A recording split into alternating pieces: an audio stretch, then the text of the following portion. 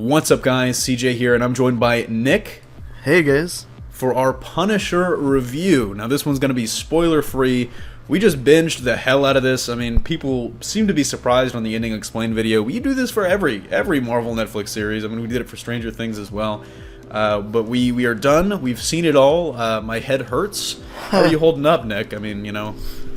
Yeah, I was able to get 4 hours of sleep, which was longer than I wanted because I was actually planning on only getting like 2. But then I slept through the alarm and I was like, oh shit, I gotta finish this.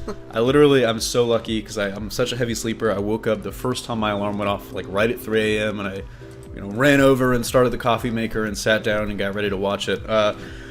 So we're going to start this review off, of course, like we said, spoiler-free. We're going to go through our first reactions, some positives, some negatives, where we rank it in the Marvel Netflix universe, or the MCU, the Netflix shows, where we rank it there, what we think about a Season 2, and then round it out with an overall score. So, Nick, what were your first thoughts about Punisher, having seen it?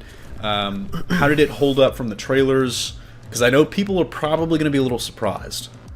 Yeah, I think that the interesting thing about the show is that the trailers kind of sell it as just being like a gun fest, like a John Wick type of show or something, He's just going around murdering 100%. Everybody in New York. I mean, but one of the trailers was literally just him. I mean, it was basically gunfire in sync to like metal music. Yeah. And so I think going from that, people are probably going to go in thinking it's that, but it's not. It's no. How would you describe it?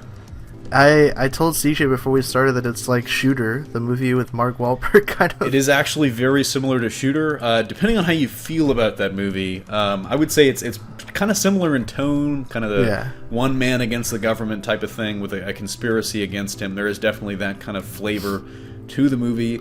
It's very...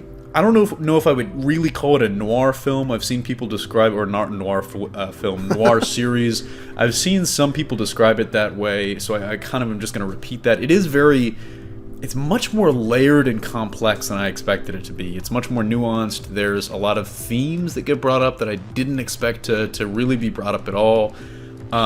If you go back to Season 2, I think people were expecting like all of the Punisher action from Daredevil Season 2 stretched out into one series, but really what it's like is it's more like all of the great Punisher drama.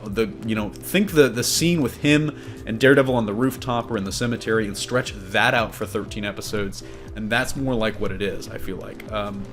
Nick, what would you say are some of your biggest positives of having seen the show? Definitely the biggest positives are the cast and the actual like subject matter of the show. I think was really interesting because it's different because this is the MCU version, like a 21st century version of the Punisher. It's not kind of the classic Vietnam era Punisher that comes home and is cleaning up mobsters. It's really a bigger story that touches on themes of like the NSA, the government and shady things going on around the world. Extrajudicial stuff. I mean, stuff that's been sprinkled back in as they've kind of gone back to the Punisher in Vietnam and kind of flavored his experience during the wars, exposing government conspiracies and stuff like that. There's a lot of that, but there is a lot of hacking stuff, a lot of Homeland Security. But one of the big issues brought up is PTSD. That's really... the theme of basically soldiers coming home from the war, and do they really fully come home? Do they really return? That's something that's really, literally, that's basically the big question of this series is, you can take the soldier out of the fight, but can you ever take, the fight out of the soldier? Basically just, it's a really stark, authentic look at what war does to people, and I'm not saying that there are veterans running around shooting up mobsters and stuff like that, but it really just I wouldn't say it's like a completely novel take on the Punisher, but it's a direction I didn't expect them to take this show, but I'm really pleased that they did. And I kind of think you hit the nail on the head with the performances too. I would say just about everyone does really, they give great performances in this show, but specifically John Bernthal, Amber Rose Riva, and Ben Barnes, who you might have seen in Westworld, is fantastic in this, really. But everyone, I was just really impressed with the quality of writing and acting in this show, and we'll get to some more of that in a second. But if you had to pick some negatives, there are some we just talked about. What would you say are the down notes in this series? I think the main negative that I saw was there was a subplot that involved another veteran that was suffering with PTSD, which kind of, it just seemed like it didn't really, I don't know, it didn't materialize the best way. Like it was definitely it was definitely heartbreaking, and it was heavy, but it just kind of seemed to like take the show, like it put pause on like the main plot, kind of like went to this other thing. And it's the classic example of, you know, what they call the Netflix sag. There is that. I would say it's not as jarring in this series as it is in other series where it's like Luke Cage. It's like, hey, by the way, we're just going to go to Georgia for an episode, or, you know, to jump completely out of the universe, Stranger Things. It's like, we're just going to go to Chicago for an episode. It wasn't quite as jarring as like some of the most prominent examples. I felt like it was woven in pretty well, but I do get, you know, it was again just another example of that, and really just make the show 8 episodes if you're having an issue there. But it did help advance the storyline a little bit.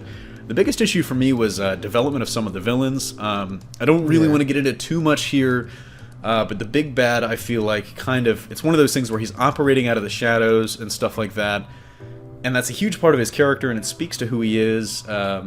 But it really kind of just feels like he waits too long to emerge from the shadows, you know? And it's so we never really get him to develop. But even still, it's a great performance. And the rest of the show is just really compelling. I feel like it helps cover up for that. But that's my only real negative.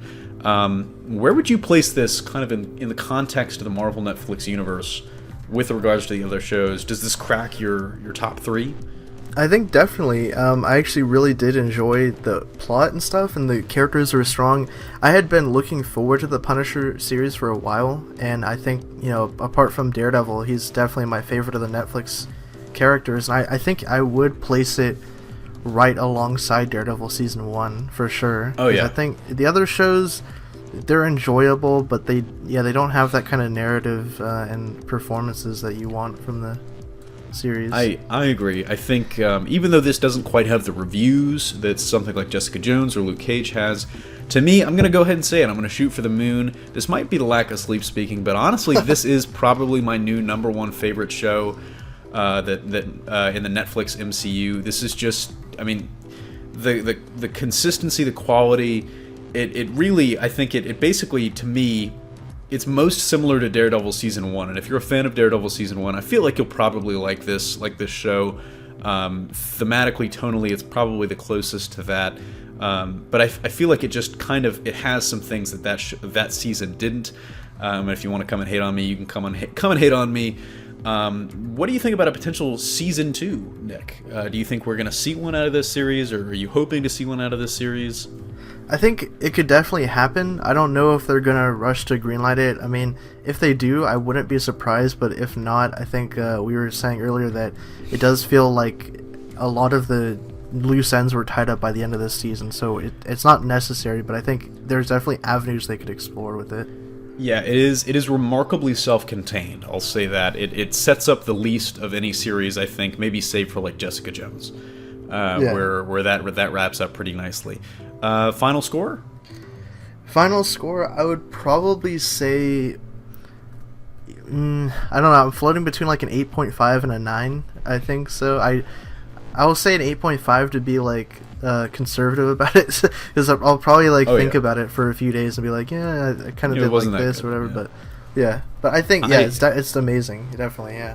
I think I'm going to go with a 9, because that's basically what I was thinking. And again, this is one of those shows where, you know, don't binge. Just maybe watch a couple episodes at a time. Don't be like us, yeah. Don't be like us. We made a mistake. It's too late for us, but definitely take a couple episodes at a time. I think that'll make it easier to digest. This isn't quite as bingeable as the other series, but in my mind, it takes, you know, what these Netflix shows can be to another level, and it's something that Marvel really needed, in my opinion, after like the Defenders and Iron Fist this year. It really brought them back up IMO.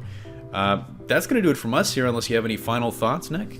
Nope, that's all I've got. Go watch it right now. Yes, go watch it and then watch the ending explained.